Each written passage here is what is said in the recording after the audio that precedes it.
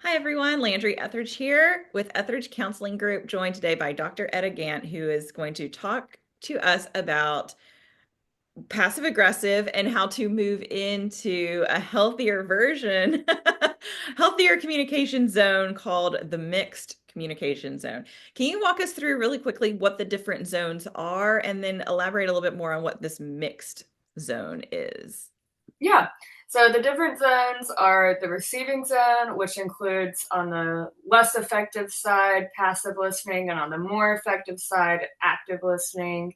The mixed zone, which has both passive or both receiving and directing skills like used like nonstop throughout.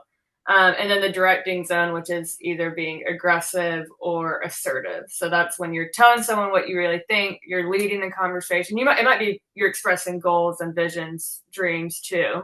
But one way is like silencing or threatening to the other parties, and one way is clear and direct without maybe shutting them down.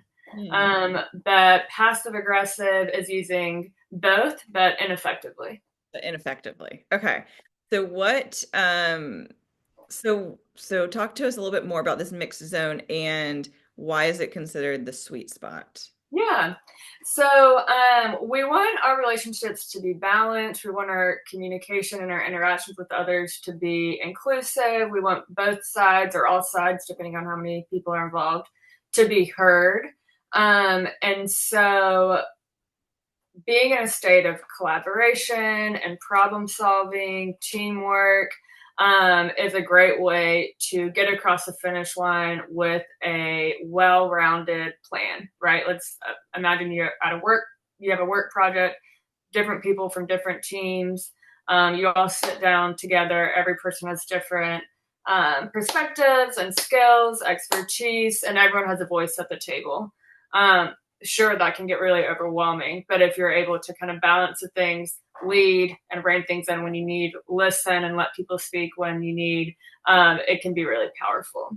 Mhm. Um, that is the sweet spot. Also, in your relationships, a back and forth that balances. I talk about my day, you talk about your day. We provide feedback, we share. It's staying mutual versus like one sided. One's just doing one role and one's doing the other. You mentioned that in your article, you mentioned that passive aggressive communication shows up when people don't know how to express discontent directly. Mm-hmm. Why is passive aggressive so common?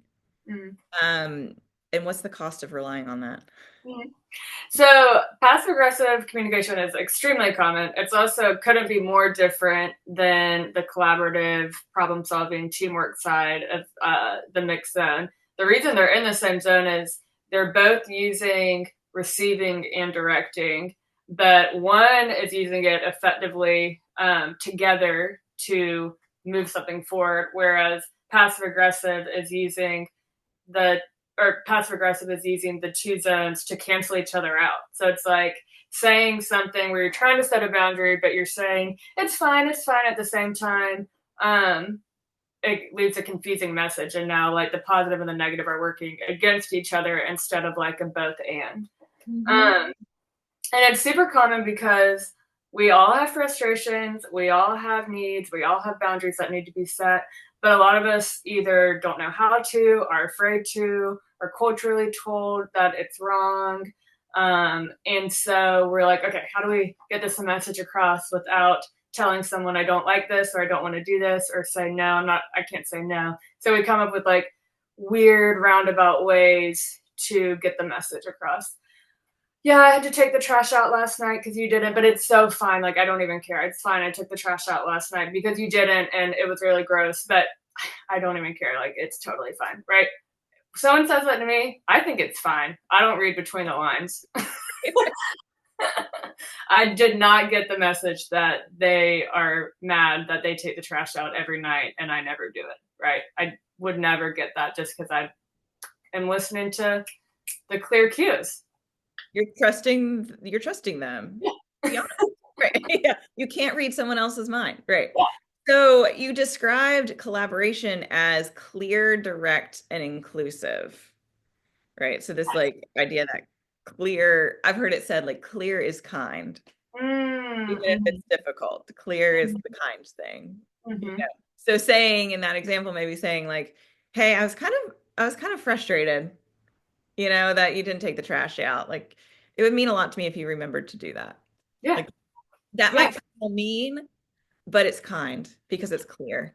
And to me, receiving that, it doesn't feel mean. I'm like, oh, gosh, I feel bad. Yes. But they're not telling me in a way that is threatening or hostile. And like, I'm receiving that message and I feel bad. And that's a motivator that I want to make a change.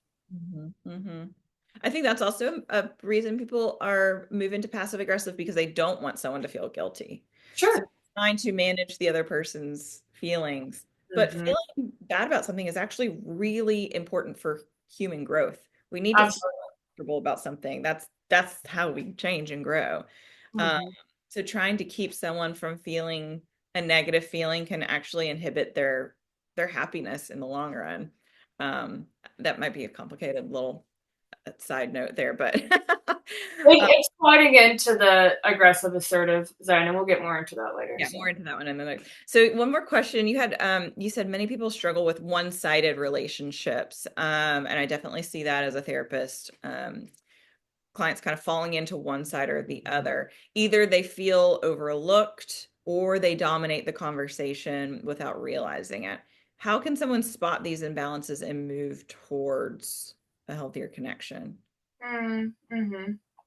Yeah, I think that it can be hard to notice in the relationships that it just becomes a pattern and it just becomes familiar. And I think it looks different with different people too. You might, in general, be have more balanced relationships or be more of a listener, but with this one friend or with this partner, you just always are the one dumping everything out because they're a great listener and they make you feel seen and heard. And then somewhere along the way, you've stopped asking about them or they have lost their voice because you take up all the space in the room.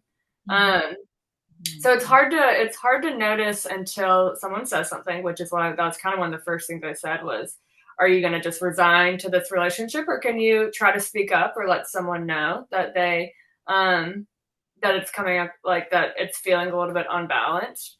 Um, and also, it is on us to try to be more self aware.